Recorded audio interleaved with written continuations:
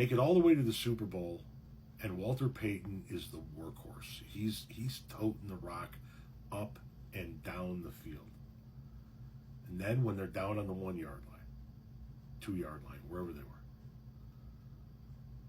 he has an opportunity to punch it in for a Super Bowl touchdown. And that fucking asshole, Mike Ditka. You know, people need to keep their emotions in check because they have nothing to do with what actually happened. Walter ran the ball 22 times for 61 yards, and then 22 carries was right on his season average. In fact, he had less than half the Bears' carries that game, and his longest carry was 7 yards.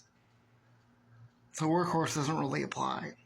8 different players carried the ball for Chicago that day, and the longest was an 11-yard touchdown run by Matt Suhey. So let's just scrap that workhorse thing right now.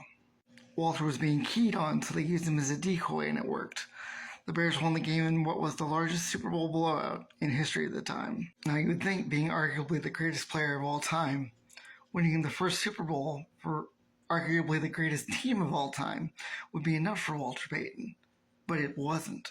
He was angry about not scoring a touchdown, so he went into a closet, refused to speak to the media, and cried like a child. Even at the age of 11.